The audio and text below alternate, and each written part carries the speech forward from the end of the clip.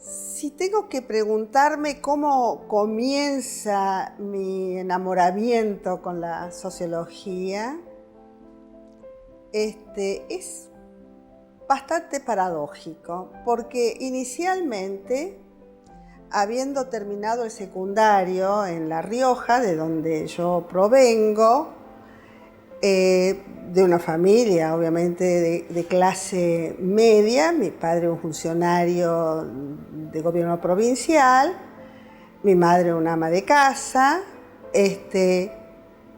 La pregunta es qué hacer después, pero en el intermedio yo tuve la suerte de tener una beca a Estados Unidos por la American Field Service, y esto me permitió tener una experiencia muy interesante a nivel de high school, o sea, el nivel último previo al college, en lo que es el sistema educativo norteamericano.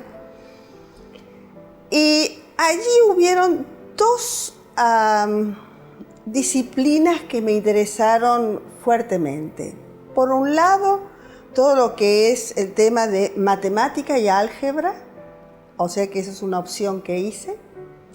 Y por el otro lado, digamos, todo lo que refiere a historia política norteamericana y se llamaba en ese momento Civic Education, educación cívica. En ese marco, uno tenía que hacer un trabajo de indagación, y a mí se me ocurrió indagar sobre el origen de la esclavitud en Estados Unidos. Ahí descubrí que el desarrollo, digamos, de lo que se llamó la cotton machine, o la máquina, digamos, para el procesamiento de la fibra de algodón, exigía evidentemente una producción masiva de algodón, y para esto se requería una mano de obra obviamente barata, manejable, manipulable y reproducible. Entonces fue muy interesante ese hallazgo para mí, que no es un hallazgo obviamente porque esto estaba escrito y estaba dicho, ¿no? Pero para mí fue una cuestión importante, pero muy impactante, porque de pronto, digamos, el fenómeno de la esclavitud, vista fundamentalmente desde lo que podría ser la cuestión de derechos y la cuestión, digamos, de lo que es la explotación, etcétera, etcétera, pero tratar de entender qué había movido esta tremenda máquina, digamos, de terror humano como fue la esclavitud. Bueno, una cosa bastante impactante. De ahí me introduje en la cultura, digamos, de Norteamérica del Sur, digamos, Estados Unidos, la parte sur, para poder entender un poco todo este tema de las plantaciones. Luego también realicé en esa estadía, que fue un año en Estados Unidos, un trabajo sobre la desigualdad social. Y en esto leí, obviamente, ¿no es cierto?, a Rousseau en primer lugar, y en segundo lugar a Tocqueville. Y la pregunta que me hacía es cómo estos dos explicaban el problema de la desigualdad social. Ese era un poco el abordaje que tenía esos trabajos. Un gran desafío, había que escribirlos en inglés, etc. Y pasé un rato muy divertido, pero también obviamente angustiante, como es cualquier producción, y más a los 16 años, ¿no? 16 ya para cumplir 17 años. Entonces, cuando yo termino la escuela secundaria, acá en Argentina, que obviamente lo hago un año después de lo que me hubiera correspondido hacer por ese paréntesis, ¿no es cierto?, que a mí me preocupaba tremendamente, Y que a mis padres también les preocupaba que yo perdiera un año de la educación secundaria para pasar a la universidad. Bueno, terminada, digamos, yo tenía estas dos orientaciones: matemática, astronomía o sociología. Cuando anuncio en mi casa de que esto era lo que me gustaría seguir y demás, mi padre me dice: ¿cómo? ¿Querés ser profesora del secundario, estudiando matemática, astronomía? Vas a ser una profesora del secundario, nada más. Yo no te voy a mandar a Córdoba para que seas profesora del secundario. Es toda una época, ustedes tienen que pensar que les estoy hablando de alrededor del año 66. Perdón, 63. 63. A ver, no, 66. Porque yo termino en el 65 el secundario. Debería haber terminado en el 64. Ingreso en el 66. En esa instancia me rechazan, una porque no iba a ser un futuro ocupacional muy promisorio. Yo había obtenido la medalla al mejor promedio de todos los colegios de la provincia. De ese modo me recibí. Mi padre, un hombre muy exigente y vigilante respecto de mis estudios, de modo tal que la opinión de él para mí era fuerte. Y me dice: y la otra no la conozco. ¿Sociología? ¿Eso qué es?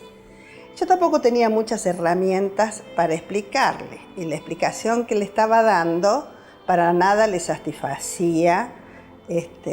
Y recuerdo haber usado el ejemplo de que si él tenía que pensar en un criminal, no podía pensar que simplemente era un resultado ocasional o que era una persona que nacía criminal, sino que había un contexto que la conformaba. Por supuesto que papá entendió mucho menos sociología de ese modo que de cualquier otro que a lo mejor le podría haber explicado.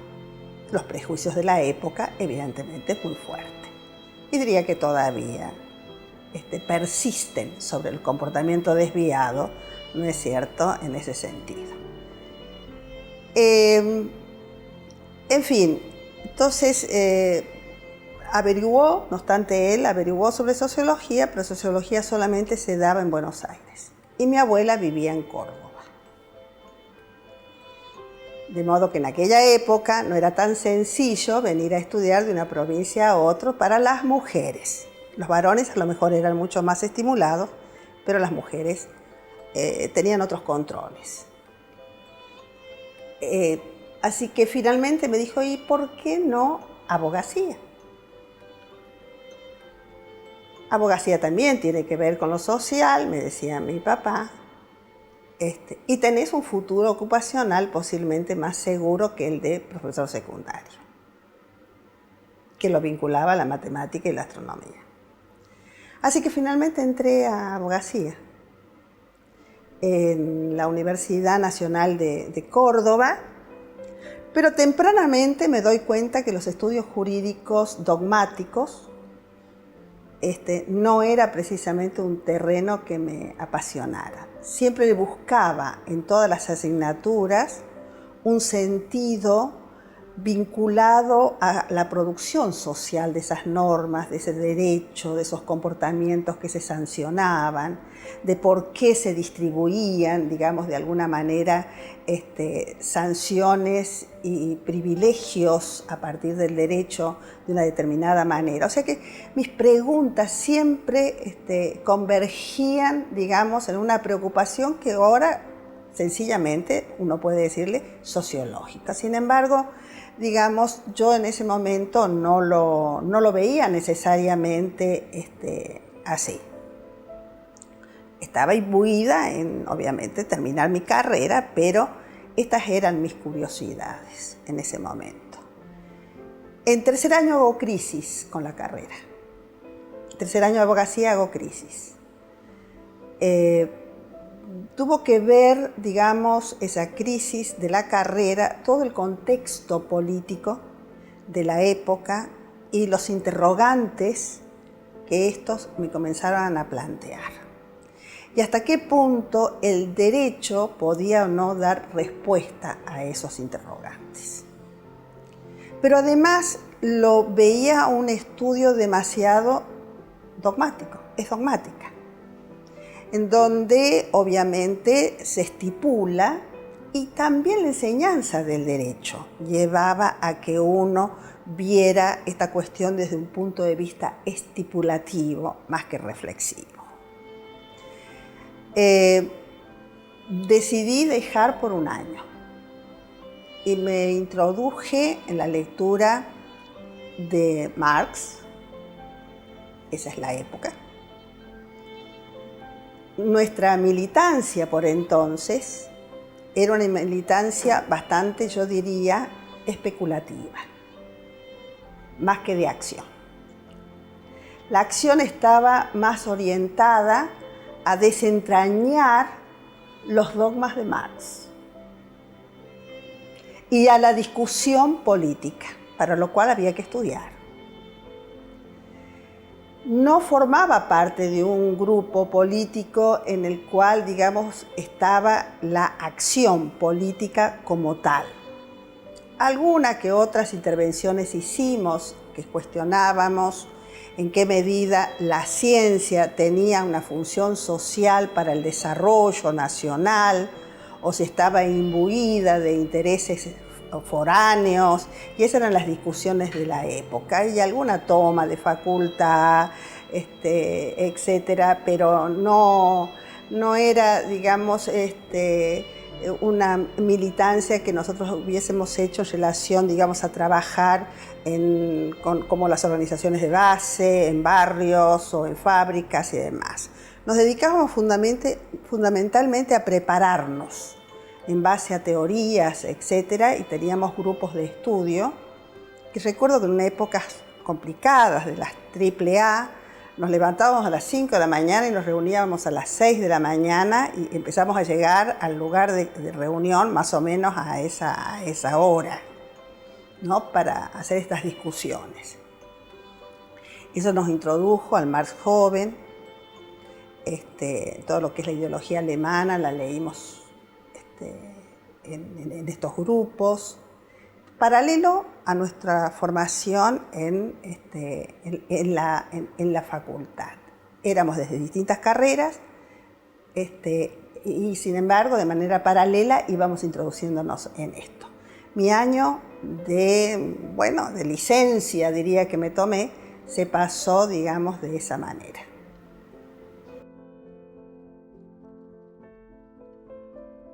Esos grupos de discusión en los que nosotros participábamos estaba vinculado a lo que se denominó en ese momento. Primero, era una izquierda más marxista-leninista. Ya estaba vinculada a un grupo de ciencias químicas. El nexo era mi marido actual. Marido desde hace ya muchos años, obviamente, pero él estudiaba ciencias químicas y habían conformado ahí un grupo y tenían esta orientación. Luego fuimos incorporándonos lentamente a lo que fue el peronismo de base, hasta que ese grupo precisamente de estudio estaba en el marco del peronismo de base. Hay nombres que yo puedo darlo, pero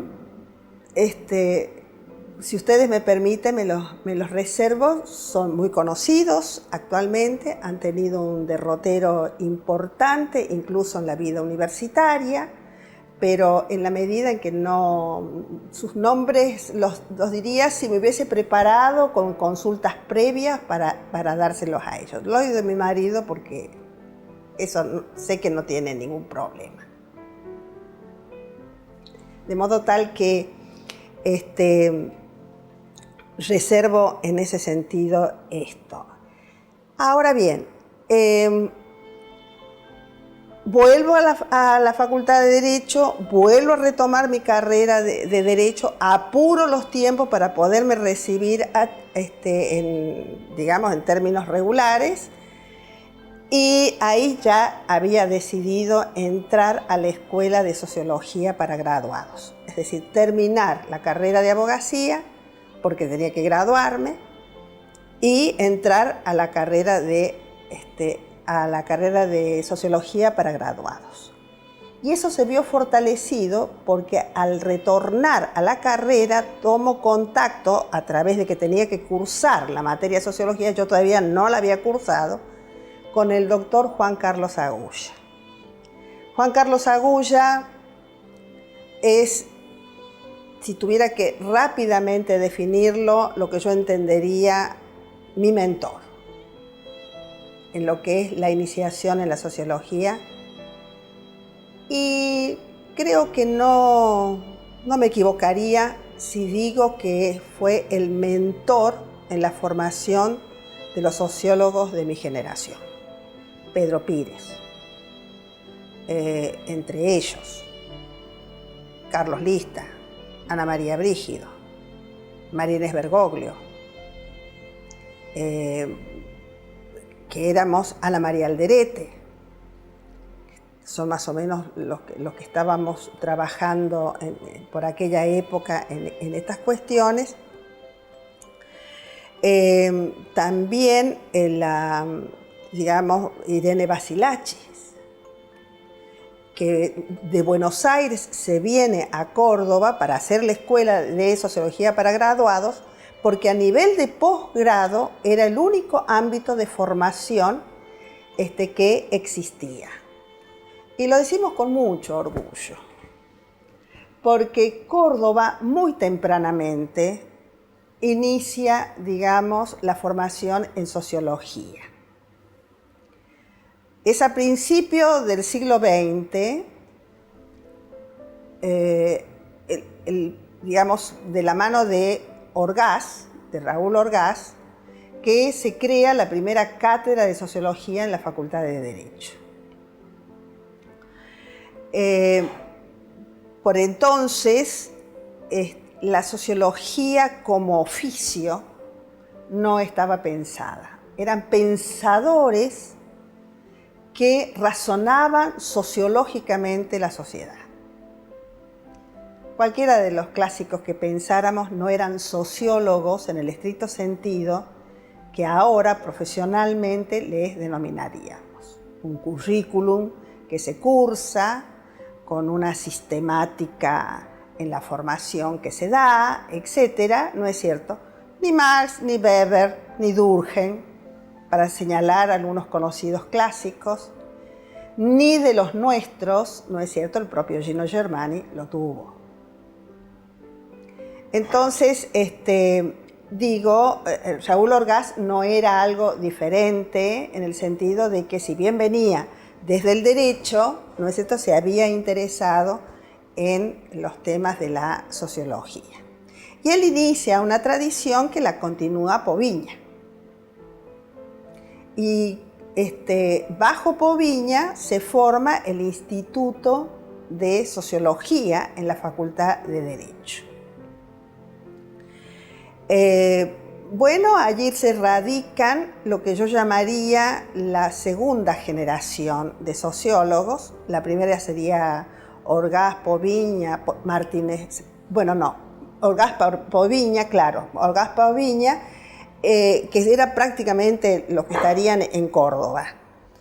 Y que allí hay una discusión que seguramente es bastante más conocida, ¿no es cierto?, cómo se abordaba en Córdoba la sociología y cómo se abordaba en Buenos Aires a partir, digamos, de Gino Germani. Una con una orientación más empírica, en un afán de cientificización de la sociología. Este término no existe, pero lo que quiero decirle es convertirla y legitimarla como ciencia, ¿no? Entonces, lo que hacía Poviña, o lo que habría hecho Orgaz en su primera etapa, también el papá de Martínez Paz, de Fernando Martínez Paz, don Enrique Martínez Paz, no era precisamente una sociología científica como Gino Germani, digamos, pretendía desarrollarla en Buenos Aires. Entonces ahí de acá, de Córdoba, se le decía que Gino Germani hacía hechología. Eran puros hechos, que no se trascendía en una construcción especulativa, teórica, etc. Una concepción de construcción de la teoría bastante diferente, más especulativa en Córdoba, y más empírica, digamos, si uno piensa en la teoría de la modernización de Gino Germani y demás, que tiene todo un trasfondo de trabajo empírico, ¿no es cierto?, bastante interesante y que, digamos, diferencia de alguna manera la forma en que Buenos Aires para la época veía la sociología y la forma en que Córdoba ya por tradición venía trayendo. Sin embargo, Córdoba fue un polo muy interesante. Acá se desarrolla, nunca antes fue y nunca después, muy inicialmente el primer congreso de la International Sociological Association, es decir, ISA, ¿no? Asociación Internacional de Sociología, que ahora obviamente es una entidad que está totalmente, digamos, reconocida y todos queremos asistir a esos congresos y nos encantaríamos que Argentina pudiese, digamos, ser sede de uno de estos congresos. Bueno, Poviña logra traer, digamos, a estos grandes de aquel momento de la sociología, en su etapa clásica, ¿no es cierto?, a reunirlos aquí en Córdoba. Recuerdo las fotos que estaban en el Instituto de Sociología, que no sé dónde estarán ahora, ni cómo uno podrá rescatar esas cosas, donde aparecen, por supuesto, quienes asistieron al Congreso Internacional de Sociología en Córdoba, muy tempranamente. Bueno, ellos tienen vinculaciones importantes, entre ellos con Medina Echeverría, digamos también uno de los primeros, de los pioneros de la sociología en América Latina, y son interesantes los trabajos que ellos han escrito desde una visión bastante más intuitiva que sistemática, que intersubjetivamente controlada, como un poco uno pretende ahora, en la construcción, digamos, de reflexiones y de teoría sociológica, ¿no? Pero que siguen siendo inspiradoras, ¿no? Uno sigue encontrando perlitas interesantes en estos trabajos.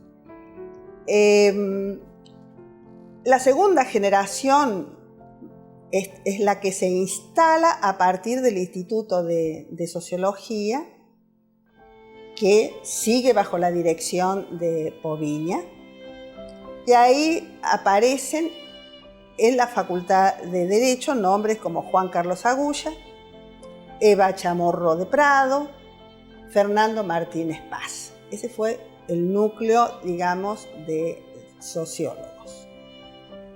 De segunda generación.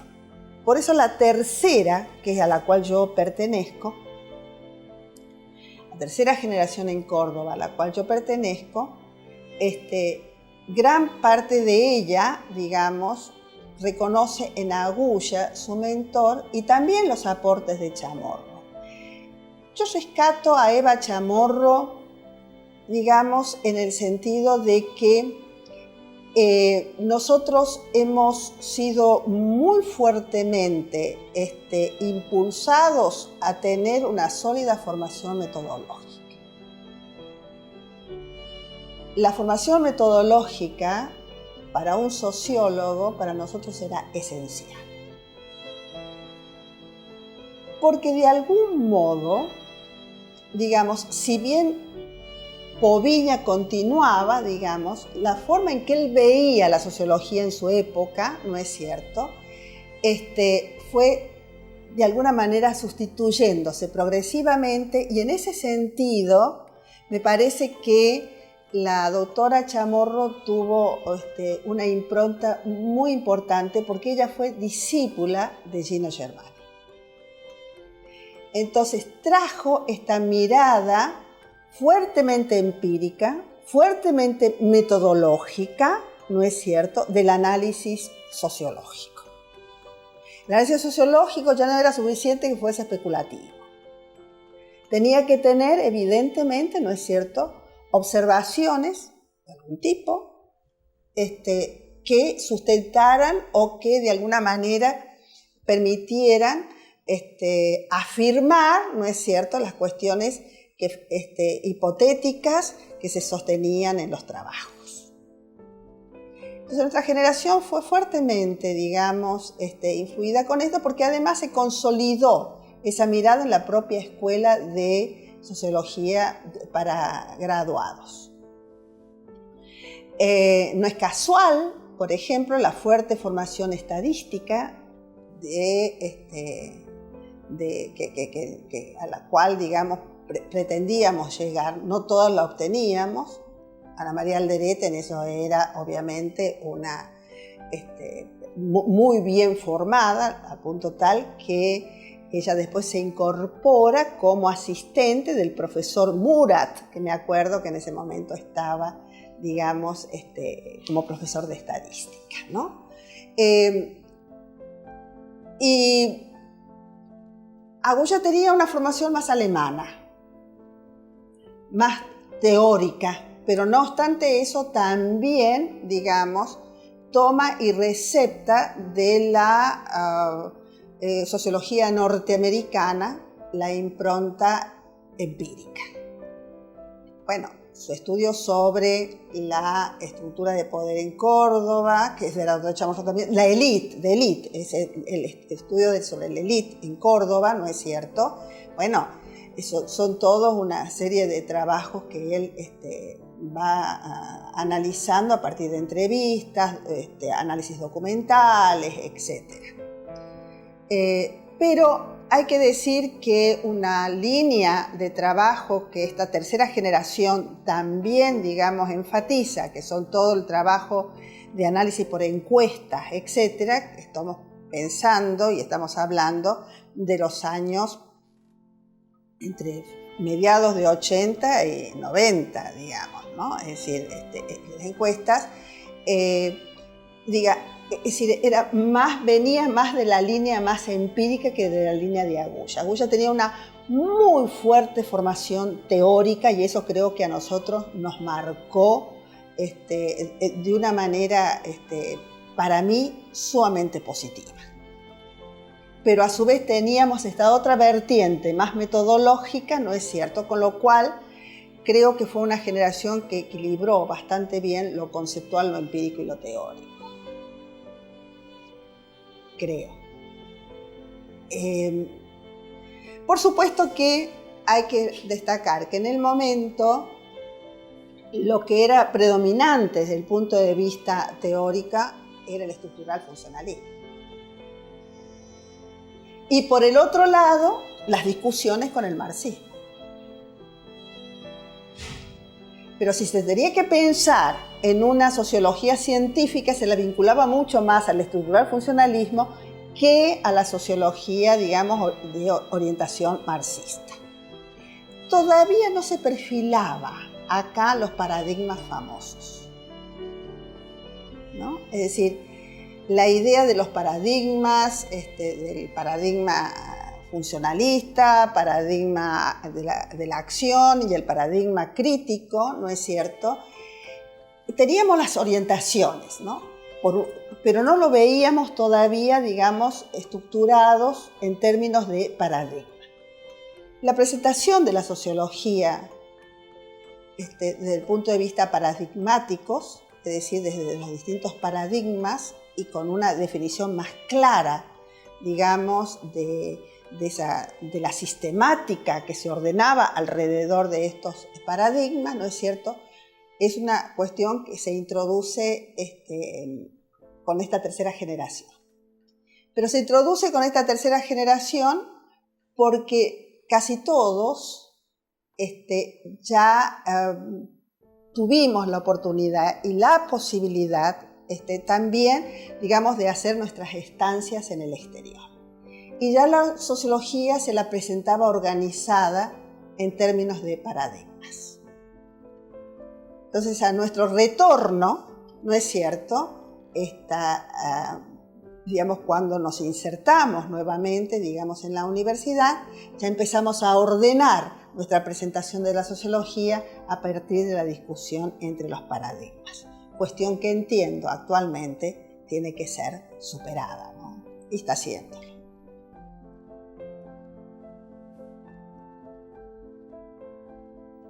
De hecho, uno no trabaja la sociología en toda la producción general que ella puede llegar a abarcar. Obviamente uno elige un ámbito específico en el cual va profundizando una serie de interrogantes que tiene. Si yo tendría que rápidamente decir la especificidad de mi formación en sociología, yo me orienté, y creo que tiene que ver mi biografía, por la sociología política. En ese marco, uno de los temas que a mí me preocupaban, y ahí creo que Agulla incidió bastante, también algunos trabajos de Chamorro, era el tema, digamos, de la estructura de poder urbana, y cómo estudiar esa estructura de poder. Por lecturas que me van llegando, descubro que en Chicago se estaba desarrollando muy firmemente lo que después se generalizó como el análisis de redes. El análisis de redes sociales es una estrategia que tiene, digamos, su especificidad conceptual, pero que significa un herramental metodológico específico que, digamos, comienza más vale de la antropología, llega a la sociología, y ahora medio como que desapareció la sociología y se ha hecho muy fuerte en el ámbito de la ciencia política. Mi referente en ese sentido, digamos, por mis lecturas, ¿no es cierto?, era Edward Lauman. Edward Lauman, que que fue director de la American Journal of Sociology, entre otras cosas que ha realizado, y él acepta ser mi sponsor en la Universidad de Chicago.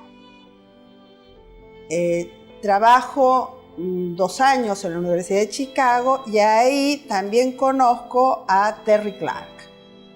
Terry Clark temáticamente comienza a satisfacer mejor mis expectativas, en el sentido de que él le interesaba muy fuertemente 2 temas que él había relacionado muy bien: la cuestión de cultura política y políticas locales.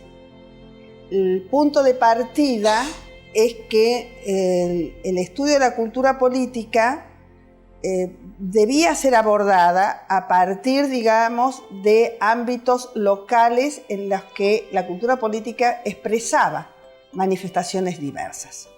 Y era muy difícil plantear, digamos, estudios sobre cultura política que implicaran, por ejemplo, una sociedad completa, una sociedad entera. Entonces, si yo tengo que ver ese estudio, lo hemos hecho después aquí en Córdoba, que por los recursos estudiamos, digamos, solamente en la provincia de Córdoba, pero si yo veía, por ejemplo, la cultura política de Carlos Paz versus la cultura política de Diane Funes, yo tenía contrastes muy fuertes entre sí. Entonces, este approach o esta aproximación, digamos, al estudio de la cultura política que tomo de mi experiencia en Chicago con Terry Clark, y que mi entrenamiento se hizo sobre el estudio de 900 ciudades en Estados Unidos. Por lo cual esa preparación me permitió no solamente tener una mirada bastante más empírica del tema de la cultura política, obviamente asentada sobre una conceptualización teórica bastante desarrollada, sino también una formación instrumental de análisis muy importante. Todo el manejo de programas como SPSS, SAS, etcétera, que ahora obviamente es pan comido para quienes hagan análisis cuantitativo, pero sí me orientó al análisis cuantitativo.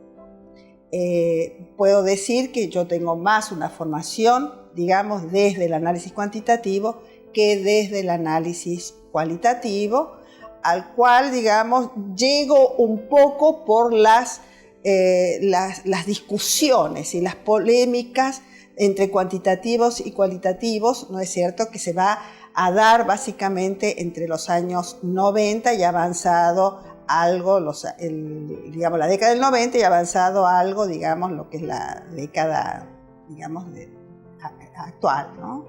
Es decir, yo supongo que, y creo que ya, de algún modo, salvo a veces grupos académicos que hacen de sus orientaciones casi posiciones dogmáticas, yo creo que esto prácticamente se va superando, ¿no? Los problemas de investigación exigen a veces análisis cuantitativo, otras veces análisis cualitativos, de modo tal que las dos formaciones el sociólogo debe tenerlas y muy sólidas. Y creo que en eso se ha descuidado bastante. Creo que la formación de grado en sociología, no quiero decir de otras disciplinas que también pasa, pero en sociología deja mucho que desear desde el punto de vista metodológico-técnico. Y un sociólogo que no sabe manejar terreno, especula, es diletante, pero no va a construir teoría sociológica. De modo tal que se pasó por Chicago, que después se completa en el departamento de sociología, mi sponsor era Edward Lauman, pero finalmente termino trabajando más con Terry Clark, y allí conozco a Fredrik Ballmann de Alemania, y nosotros nos trasladamos de Estados Unidos a Heidelberg, Alemania, y en el Instituto de Estudios Iberoamericanos de Alemania, que ahí estaba Dieter Nolen, yo tengo la posibilidad de seguir trabajando, pero ya temas más vinculados a ciencia política que a sociología. Y en mi caso, digamos, era una formación indispensable, porque siempre mi preocupación ha sido, por supuesto, tratar de entender los fenómenos políticos. Claro, obviamente, desde una perspectiva más sociológica. Yo arrimo a la sociología jurídica muy tardíamente. Casi diría como un desafío por la tendencia que la sociología asume en la Facultad de Derecho más específicamente. Por eso mi inserción acá en la Facultad de Ciencia Política, primero digamos en el área de sociología y después en las áreas de metodología, han sido para mí, digamos, un espacio sumamente interesante para volcar evidentemente lo que genuinamente yo quería hacer en el marco de la sociología. Yo llego acá a la Facultad de Ciencia Política y Relaciones Internacionales en los 90, es decir, a principios del año 90. La invitación que se me hace para incorporarme a esta facultad tiene que ver con que se plantea desde la universidad el desarrollo de la investigación como una política a la cual, digamos, se le quería dar bastante vigor y continuidad. Por eso se funda, y en ese sentido estoy allí, el Instituto de Investigación y Análisis Político. allí perduro, digamos, obviamente con subsidios, con ISEC, con ICOR y de todas las agencias de promoción, un grupo de becarios muy interesante, que ahora algunos de ellos ya son investigadores con ISEC, muy buenos profesores en el área de ciencia política, que se han formado, digamos, a partir del Instituto de Investigación, Alejandra Ciuffolini, entre otros, ¿no es cierto?, que también está en la Facultad de Derecho y ahora sí ya como profesora full time allí. Y que, bueno, esa era un poco la idea. El instituto tenía como misión no solamente el desarrollo de la investigación, sino básicamente la formación de recursos en investigación para consolidar una docencia universitaria que, como tal la entiendo yo también, ¿no es cierto?, es articulación de docencia e investigación. Lamentablemente, por muchas razones, a veces caemos y pecamos de un docentismo, ¿no es cierto?, y se ve simplemente a la docencia como una transmisión de conocimientos producidos en algún lugar y por allí, ¿no es cierto?, que son repetidos y reproducidos, ¿no es cierto?, en las aulas. Cuando el docente es un docente investigador, es un creador en las aulas y transmite esa posibilidad, digamos, de creación, de producción de conocimiento.